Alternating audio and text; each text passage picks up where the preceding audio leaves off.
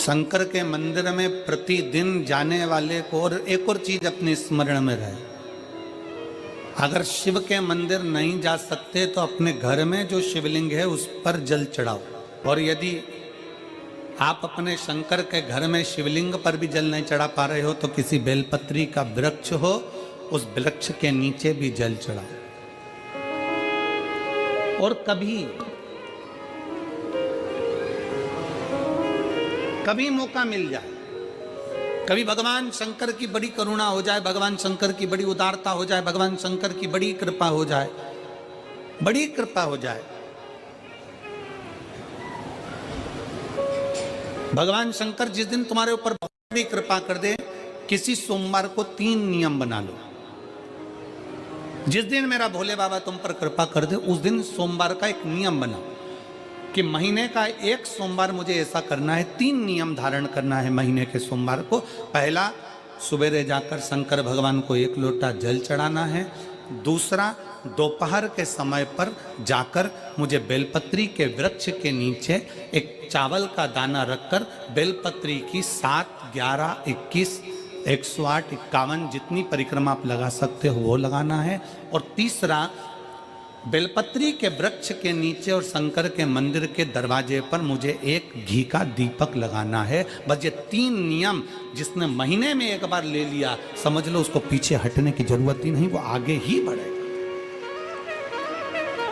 महीने के किसी एक सोमवार का ऐसा नियम बना लो कि मुझे 3 नियम धारण करना है महीने के किसी भी एक सोमवार को। हम ये नहीं कहेंगे कि तुम सोमवार 5 पढ़ रहे हैं तो 5 को करो, 4 पढ़ रहे हैं तो 4 को करो, 3 पढ़ रहे हैं तो 3 को करो। तुम तो महीने का एक सोमवार का नियम बना। और मेरी जीजियों से, मेरी बेटियों से जो विदेश में रह रही हैं, जो कहीं बाहर रह रही हैं, कहीं बड़े शहर में रह रही हैं, जो रोज मंदिर नहीं जा सकते, हर किसी महीने के एक सोमवार को भी ये नियम निर्धारण करते, तो उनसे कहेंगे कि 3 महीने में एक सोमवार का नियम बना लो। 3 महीने में नहीं बना सकते तो 6 महीने में एक सोमवार का नियम बना लो। और 6 महीने में नहीं बना सकते तो 1 साल में एक सोमवार का ऐसा नियम बना लो कि मैं साल का एक सोमवार ऐसा रहूंगी कि सुबह सोमवार के दिन मंदिर में जाकर जल चढ़ाऊंगी, दोपहर में जाकर बाबा को एक अक्षत का दाना रखकर, अक्षत का मतलब है कि बाबा मेरी दिनों दिन उन्नति करना। बेलपत्री के वृक्ष के नीचे जो अक्षत रखा जाता है वो उन्नति के लिए रखा जाता है। शंकर के शिवलिंग पर जो अक्षत रखा जाता है वो रोग मुक्ति के लिए रखा जाता है। अशोक सुंदरी पर जो अक्षत रखा जाता है वो संतान प्राप्ति के लिए रखा जाता है। षडानंद कार्तिकेय की ओर जो अक्षत रखा जाता है वो हमारे बच्चों की सुख समृद्धि के लिए रखा जाता है। विनायक की ओर, गणेश जी की ओर जो अक्षत रखा जाता है वो हमारे घर में कोई मंगल कार्य आ जाए उसके लिए रखा जाता है। और जो पीठिका होती है जिसपे शिवलिंग रखा होता है, पार्वती जी का हस्तकमल, उस पर अक्षत रखा जाता है तो नारी के अखंड सौभाग्य के लिए रखा जाता है। अक्षत रखने का भी तरीका है। एक चावल का दाना कहाँ रखा जाता है, क्यों रखा जाता है, कैसे रखा। अब कई लोग कहते हैं गुरुजी ये शिव महापुराण में आप ये नियम बताते हो, तरीका बताते हो। हम तो उनसे कहेंगे डॉक्टर के पास जाओगे तो डॉक्टर भी गोली लिखकर ये नहीं कह देगा कि ये सारी गोली एक साथ खा जा। डॉक्टर भी कहेगा ये गोली सुबह खाना है, ये गोली शाम को खाना है, ये गोली दोपहर में खाना, ये गोली भूखे रहकर खाना। बोलो सही है कि गलत है? ये रात्रि को खाना खाने के बाद खा लेना, ये खाना खाने के पहले, ये नाश्ते के पहले। और सुनो, ये दवाई, ये वाली पीछे वाली जो दवाई लो ना इसको दूध से लेना, ये वाली जो दवाई लो ना इसको पानी से लेना। और सुनो, ये डब्बी है इसको पानी में मिलाकर फिर पीना। दवाई लेने का भी तरीका है, उसी तरह शिव महापुराण में एक एक अक्षत का भी तरीका है और एक एक बेलपत्री का भी तरीका है। अब मान लो कई लोग कहते हैं गुरुजी आप ये तरीका बताते हो शिव पुराण के माध्यम से, कई लोगों के मन में संशय जागता है, तो अगर हम एक साथ चावल चढ़ा दे तो उसका क्या तरीका है? तो हमारा निवेदन है डॉक्टर जो दवाई ले एक ही बार में निपटा जाए, एक ही बार में खा ले। दवाई एक बार में पूरी खा गए असर नहीं करेगी, इसमें डॉक्टर का कोई दोष नहीं है। उसने तो बताया था ऐसे लेना, ऐसे लेना। और तुमने मैं डॉक्टर साहब ने पूछा दवाई पूरी ली, शाम की दवाई भूल गई थी, सवेरे की दवाई भूल गई थी, ये दवाई भूल गई थी। डॉक्टर कहेगा हमने तो नियम बताया था, तुमने नहीं खाई तो असर कहाँ से करेगी? तुम असर कब करती है? जब हम पूजन के तरीके को जान जाएं, जब हम अर्चना के तरीके को जाएं। आप साल भर का एक सोमवार निकाल लो, 6 महीने का एक सोमवार निकाल लो, 3 महीने का एक सोमवार निकाल लो, महीने का एक सोमवार निकाल लो, अपने से दिल में बन जाए तो एक सोमवार ऐसा निकालो जिसके 3 नियम धारण हो। पहला, उसी सोमवार जिसको कर रहे हो उस दिन सुबह जल चढ़ाना। दूसरे, दोपहर के समय पर जाकर बेलपत्री के वृक्ष के नीचे एक चावल का दाना रखना और परिक्रमा बेलपत्र की जितनी तुमसे बन जाए, जितनी तुम्हारे शरीर की कैपेसिटी हो, जितना तुम्हारा शरीर चलते बन जाए। हम तो ये भी नहीं कहते कि तुम भूखे रहकर भगवान का भजन करो, हम कभी नहीं कहते। हम तो यहां तक कहते हैं, हमारे पुष्टि मार्ग में यहां तक कहा गया कि वल्लभ कुल की एकादशी करो, भले बकरी जैसे चरो पर एकादशी करो।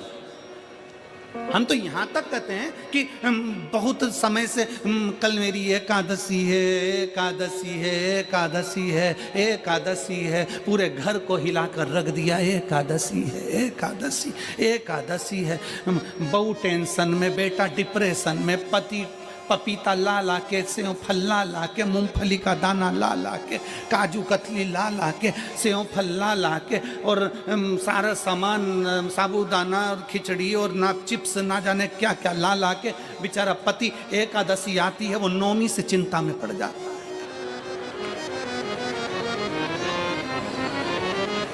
हम तो ये भी नहीं कहते कि तुम व्रत बहुत भारी करो, तुम व्रत उपास भी बहुत टेंशन वाला करो, ना ना ना।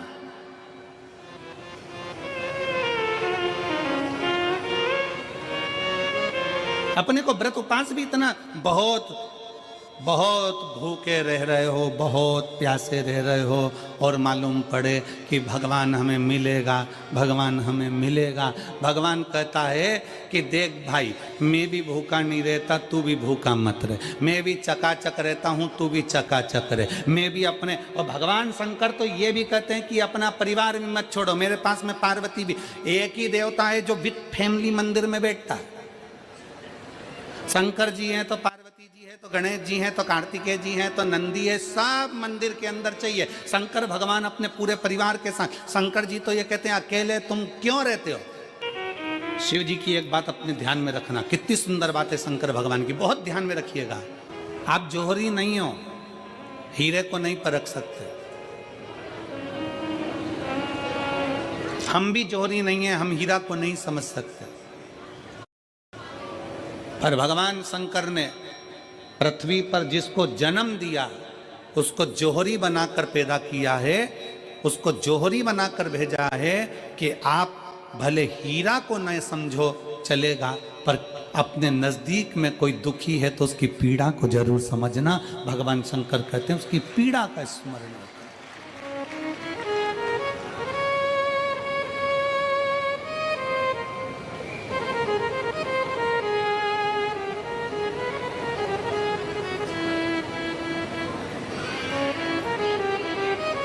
हीरा को समझो ना समझो पर पीड़ा को जरूर समझिए, किसी के दर्द को जरूर समझिए, किसी के दुख को जरूर समझिए, किसी की तकलीफों को जरूर समझिए। हम भी तो अपनी जिंदगी में एक नियम बना सकते हैं कि मैं श्री शिवाय नमस्तुभ्यम का जाप करूंगी।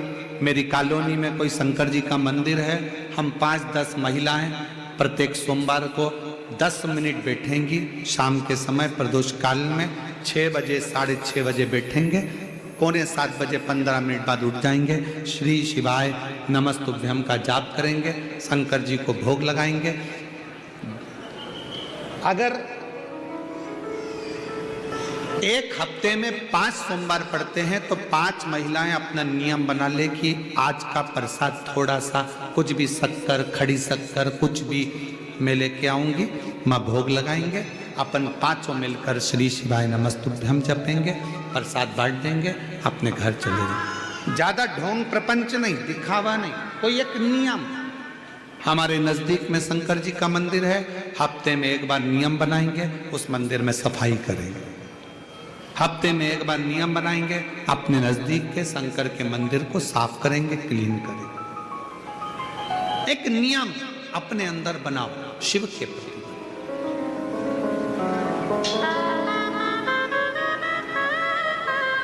अपने भीतर जब हम नियम बना लेते हैं कि श्री शिवाय नमस्तुभ्यम जपना है, शिव को एक लोटा जल चढ़ाना है, शंकर की आराधना करना है तो शिव हमारे लिए भी कोई ना कोई नियम जरूर बनाते हैं और हमारा कल्याण जरूर करते हैं। एक नियम बना, इस कथा को सुना तुम्हारे पति को फल प्राप्त हो।